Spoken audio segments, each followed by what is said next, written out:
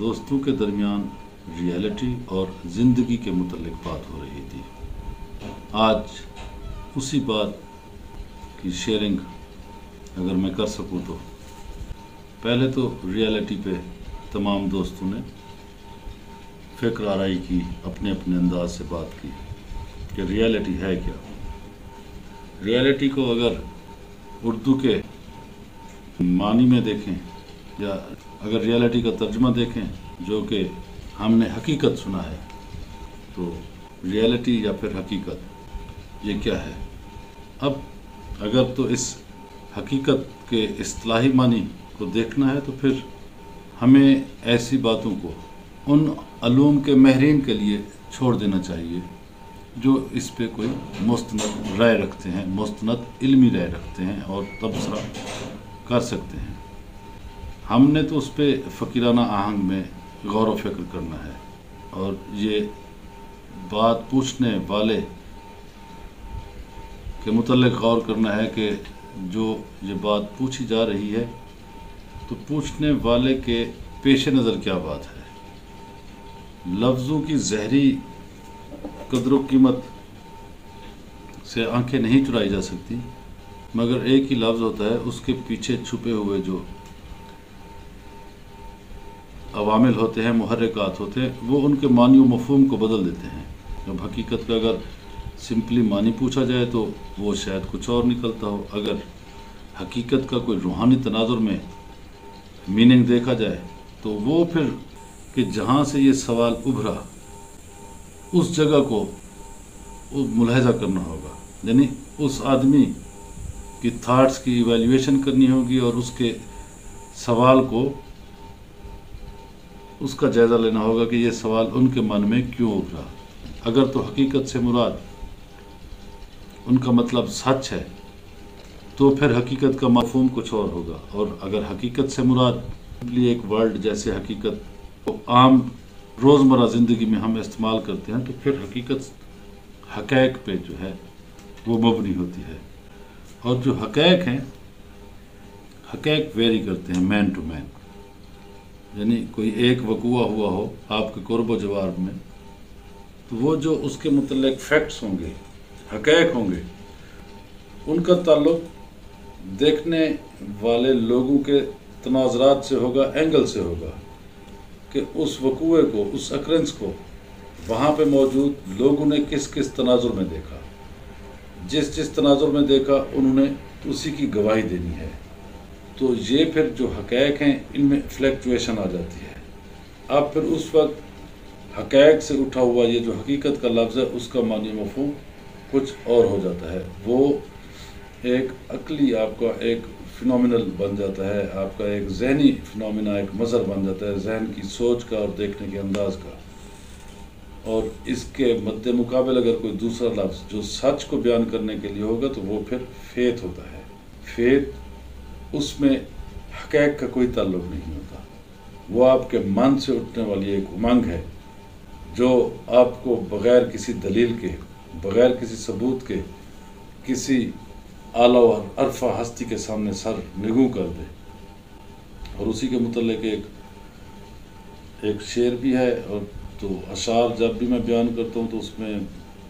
میری کوئی یادداشت بھی اتنی اچھی نہیں ہے اور انداز بیان تو بالکل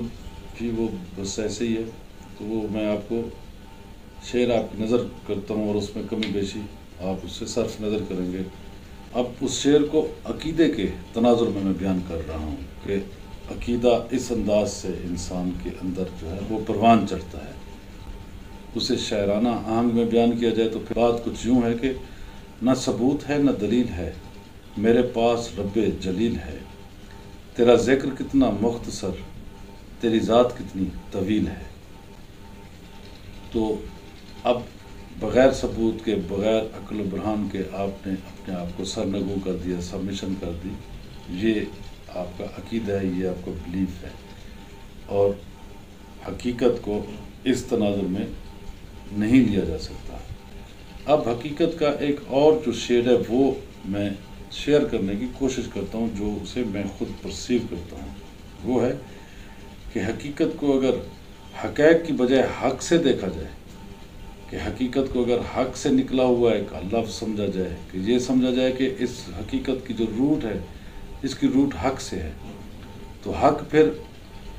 وہ مالک لم یزل کا صفاتی اسم ہے، وہ اسم مبارک ہے،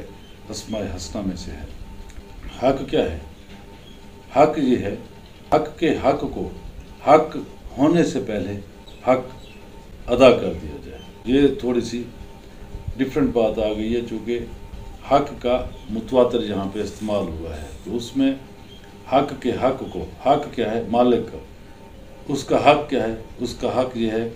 کہ اس کی عبادت، اس سے محبت، اس کی معرفت کی کوشش، اور اس کے سامنے اپنی ذات کو سبمٹ کر دینا، سب نگوں کر دینا، اپنا آپ اس کی بارگاہ میں پیش کر دینا۔ اب جب آپ یہ فریضہ سر انجام دے جاتے ہیں تو پھر یہ ہوتا ہے کہ یہ حق کا، یعنی حق تعالیٰ کا یہ انسان پہ حق ہے، تو اگر اس کی ادائیگی ہو جائے گا تو پھر یہ ہوگا کہ یہ جو حق تعالیٰ کا حق ہے اسے حق کر دیا گیا، یعنی اس کی ادائیگی کر دی گئی۔ تو ریالٹی کو اگر اس تناظر میں آپ دیکھیں گے تو آپ کو مختلف بات نظر آئے گی، لیکن یہ چیزیں جو ہیں، یہ باتیں ساری ریلیٹیو ہیں۔ اس بات کا جو مین فوکس ہے وہ اسی پہ ہوتا ہے کہ بات کس تناظر میں کی جا رہی ہے اور کس انداز میں پوچھی جا رہی ہے۔ اب یہ ساری باتیں، یہ جو علمی باتیں ہیں، ان کے بیان کرنے کا یا ان پہ فکر آرائی کرنے کا مقصد کیا ہے؟ ایک فکر آرائی کرنے کا مقصد ایک تو یہ ہے کہ آپ زندہ ایک لیونگ آرگن ہے، آپ زندہ ایک ہستی ہیں، تو زندہ ہستی ہیں تو آپ نے اپنی زندگی کا اظہار ان معنوں میں کرنا ہے۔ یہ جو آپ ذکر کا اظہار کر رہے ہوتے ہیں، یہ ذکر کر رہے ہوتے ہیں، تو یہ آپ اپنے ہونے کا اظہار کر رہے ہیں، اور ان باتوں کو سمجھنے اور ان کی انڈرسٹینڈنگ کے لیے یہ جو کوشش کی جاتی ہے، اس کوشش کے پیش نظر کیا ہوتا ہے کہ لائف آپ بیونڈ پرسیپشن گزارنے کی بجائے آپ یعنی سینس لیسلی آپ پرسیپشن سے ماورا ہو کے زندگی گزاریں، اس کی بجائے آپ زندگی کو سینسیبلی آپ نے گزارنا ہے۔ ان چیزوں کی یہ جو آگہی کی کوشش ہوتی ہے، یہ بنیادی طور پر آغاز اس کا یہیں سے ہوتا ہے کہ انسان اپنی زندگی کو سینسیبل انداز میں گزارنے کے لیے چیزوں سے آگاہ ہونے کی کوشش کرتا ہے، اور پھر اس آگاہی کے ذریعے وہ اپنے قرب و جوار کو اپنے مطابق ڈھالنے کی کوشش کرتا ہے، آسودگی کا سما پیدا کرے۔ اور جب آپ کی طلب بڑھتی ہے تو پھر اس وقت آپ کے سامنے سینسیبل لائف کا ایک اور تناظر آ جاتا ہے، وہ یہ ہوتا ہے کہ اب پہلے آپ نے پرسیپشن سے باہر نہیں جانا تھا، اب آپ کا ٹارگٹ بڑھ گیا ہے کہ اب آپ چاہتے ہیں کہ آپ بے قرار ہو جائیں، یعنی آپ سچ کو، الٹیمیٹ ٹروتھ کو پائیں۔ تو اس وقت کیا ہوتا ہے؟ اس وقت یہ ہوتا ہے کہ اب آپ نے جن پرسیپشن کو پہلے آپ نے اپنے سامنے رکھا ہوا تھا، اب آپ نے ان پرسیپشن سے ماورا ہونا ہے، یعنی اب آپ نے اپنی پرسیپشن، اپنے یہ جو 5 سینسز کے جو آپ کے فیلنگز ہیں یا جو احساسات ہیں، کیفیات ہیں، ان سے آپ نے ماورائیت اختیار کرنی ہے اگر آپ نے سچ کو پانا ہے۔ تو جب آپ ان سے ماورائیت اختیار کرتے تو پھر آپ آسانی سے ایویلیویٹ کر سکتے ہیں کہ کون سی چیز صرف ذہنی سوچوں کا عکاس تھی، ہمارے نکالے ہوئے کون سے نتائج ہماری اکٹھی کی گئی معلومات کا نتیجہ تھی، وہ معلومات جو ہماری تھاٹس کی صورت اختیار کر چکی تھی، اور جب ان تھاٹس کو ایک تواتر کے ساتھ ہم بار بار ان کا اعادہ کرتے رہے، انہیں ذہن میں یاد کرتے رہے، تو وہ تھاٹس پھر ہمارے رویوں میں بدلنا شروع ہو جاتی ہے۔ تو یہاں پہ جا کے پھر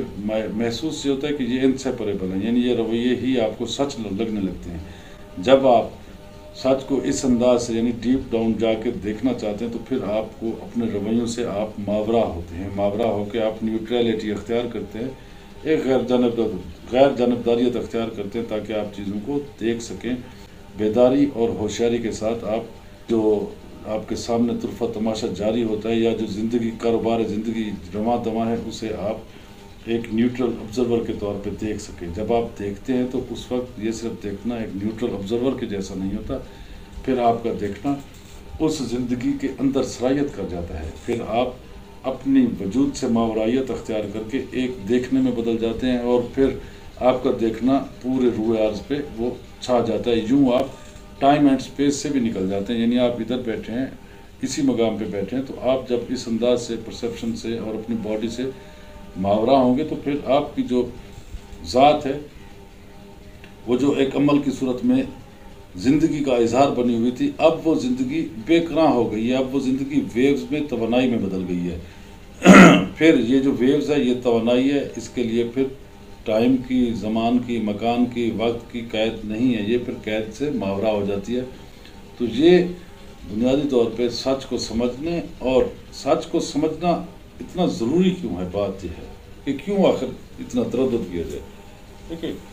عقل سلیم کا تقاضا ہے، سینس کا تقاضا ہے۔ ایک آدمی صحرا میں جا رہا ہے، پیاسا ہے، تو اب پیاس اسے اتنا بے سود کر دیتی ہے کہ صحرا کے اندر اسے نظر آنے والا سراب جو ہے، جو پانی نہیں ہوتا، پانی کے جیسا ایک ہیولا نظر آتا ہے، وہ اس کے پیچھے سرگرداں ہو جاتا ہے۔ زندگی کو بچانے کے لیے، اپنے سروائیول کے لیے اس کے پیچھے بھاگتے ہیں۔ جب وہ مطلوبہ جگہ پہ جہاں پہ اسے وہ سراب نظر آیا تھا، وہاں پہ جب پہنچتا ہے تو اسے لگتا ہے کہ وہ تو میرا فریب نظر تھا، یہاں تو پانی ہے نہیں۔ وہی پانی اسے پھر چند قدم آگے نظر آنا شروع ہو جاتا ہے۔ وہ اس قسم کی جستجو کرتے کرتے کرتے اپنی زندگی سے ہاتھ دھو بیٹھتا ہے۔ یہ کوئی بات سمجھ رویہ نہیں ہے، اسے کوئی بھی کوئی خوبصورت اپروچ زندگی کے متعلق نہیں کہہ سکتا۔ تو اصل چیز کیا ہے کہ سیلف جو ایلیوژن ہے، یہ جو اپنی خود فریبی ہے، اس خود فریبی سے بچنے کے لیے ہم چاہتے ہیں کہ ہمیں سچ کی جھلک ملے۔ سچ کے ذریعے کسی اعلیٰ و حرفہ ہستی تک پہنچنا مقصود ہو یا نہ ہو، لیکن ظاہری طور پہ اس دنیا میں سینسیبل انداز میں اور ایک خوبصورت زندگی، ایک نیچرل انداز میں زندگی کو گزارنے کے لیے ہر انسان کو یہاں پہ سچ کی ضرورت ہے۔ سچ کے بغیر ایسے ہی ہے کہ جیسے ایک آدمی سراب کے پیچھے، ایک ایسی چیز کے پیچھے بھاگا جا رہا ہو جس کا وجود ہی نہ ہو۔ تو ایسے آدمی کو کوئی بھی آدمی سینسیبل نہیں کہے گا۔ جو بھی کہے گا اس کے متعلق وہ رائے کوئی مناسب رائے نہیں ہوگی کہ یہ تو آدمی اپنے آپ سے آگاہ نہیں، یعنی یہ خود ہی اپنے آپ کو فریب دیے جا رہا ہے۔ اور سوسائٹی میں رہتے ہوئے 95% یا اس سے بھی کہیں زیادہ اسی طرز فکر کا شکار ہوتے ہیں، یعنی وہ اتنی ذہن کے، عقل کے نکالے ہوئے نتائج اتنے خوبصورت اور اتنے زیادہ آپ کو حقیقت کے قریب نظر آ رہے ہوتے ہیں کہ آپ انہیں زندگی بھر اوڑھنا بچھونا بنائے رکھتے ہیں۔ اور جب آپ زندگی کے آخر میں پہنچے اور آپ کو پتہ چلے اسی سراب زدہ آدمی کی طرح جو سراب کے پیچھے بھاگا تھا اور ہاتھ کچھ نہیں آیا تھا، جب لائف کے اینڈ پہ پہنچ کر یہ نتیجہ نکلے کہ میں جس چیز کے پیچھے ساری زندگی گزار رہی ہوں اس کا تو وجود ہی نہیں تھا، تو اس سے بچنے کے لیے ہر وقت، ہر زمانے، ہر دور کے انسان نے یہ کوشش کی ہے کہ اسے علم و آگہی ملے، وہ سچ کو پائے، سچ کو پا کر تاکہ اپنی زندگی اس دنیا میں فطرت کے مطابق خوبصورتی سے اپنی زندگی گزار سکے، اور اس خوبصورتی کو دوسری انسانی سوسائٹی کے ساتھ، دوسرے لوگوں کے ساتھ، اپنے ہم نفسوں کے ساتھ بھی اس کی شیئرنگ کر سکے۔ Thank you.